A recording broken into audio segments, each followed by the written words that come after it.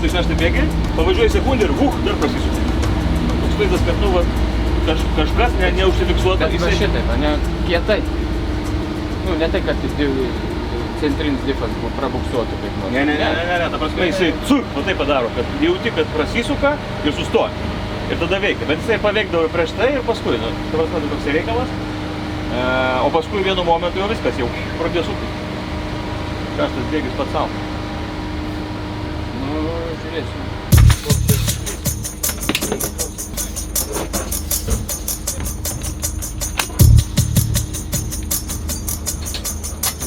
Aukštyn kelk iš viršaus, kad būtų.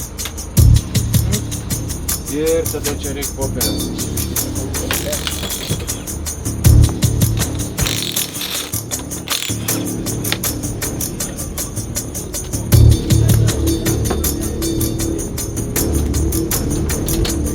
Pirma diena ir iš karto su tokiais pakankamai rimtais nuotykiais.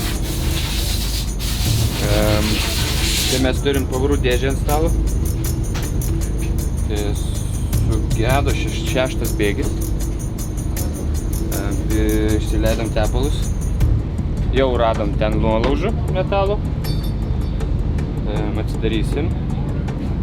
Viską diagnozuosim iki galo. Tai greičiausiai teks keisti visus pavarų dėžėje esančius dantračius, galbūt net guolius. Priklausys nuo to, kiek ten rasim metalo drožlių visokių. Šiaip laiko turim, detalės turim pasiruošę. Tai viską padarysim, manau, nereikės čia ryto laukti. O priežastis tai kol kas neaiškiai. Šiaip labai keista, nes pavarų dėžė yra visiškai nauja. Kiek mes testuose kilometrų suvažiavom. Po testų buvom atsidarę, padarėm reviziją. Visiškai buvo 0% nudilimo. Ir dabar pavažiavus 80 km greičio ruožo akivaizdus gedimas išlindo. Keista, matysim. Problemos šiek tiek ištiko su greičio dėže, bet tuo pačiu patikrinom ir daugiau. Tai dabar sankabą peržiūrim, aplinkui mazgus ir surinkinėsim atgal.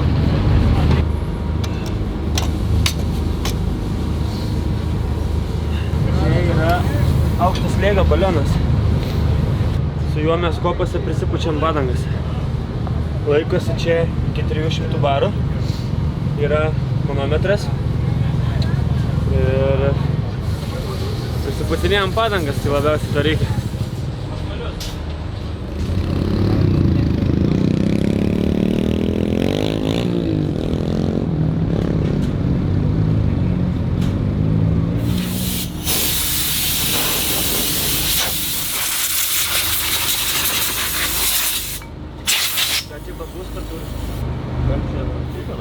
Vandenį aušinami stabdžiai.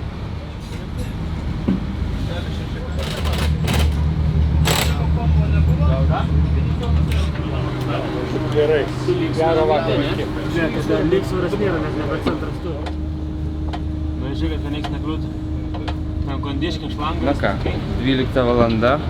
Pavarų dėžė jau įdėta atgal į automobilį. Tai kol inžinieriai baigė kalibracijos procesus, aš jums papasakosiu, ką mes radome viduje, kas buvo sugedę ir kokios tai galėjo būti priežastys to.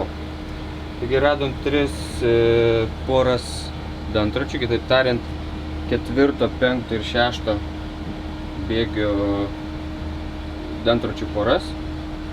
Aš jums galiu parodyti, galbūt jau matytųsi atidžiau. Taip atrodo netinkamas naudojimo jau dantratis, krumpliaratis. Tai yra nudaužyti kumšteliai, kurie veikia štai tokiu va principu. Kai jie būna nudilę, jie pradeda prašakinėti. Tai tas mums ir atsitiko šiandien. Tai prašakinėjo Iš paskos, žinoma, ir kitos detalės byla iš karto lūžta. Tai yra pavarų perjungimo šakutė. Tai va, detalių iš principo pakeista 3 bėgiai ir pavarų perjungimo šakutė viena. O priežastis tikėtina, ne 100%, bet tikėtina, kad priežastis buvo, kad šios naujausios specifikacijos pavarų dėžės yra šiek tiek kitaip valdomos. Tai reiškia, kad jos labiau mėgsta tą grubų perjungimą, stipresnį. Kaip inžinieriai kompiuteryje nustatė, kad perjungimas matuojamas newtonmetrais, tai mūsų atveju buvo apie 100 newtonmetrų tik naudojama. O reikėtų naudoti daug stipriau, tai reiškia apie 300-400 netgi newtonmetrų.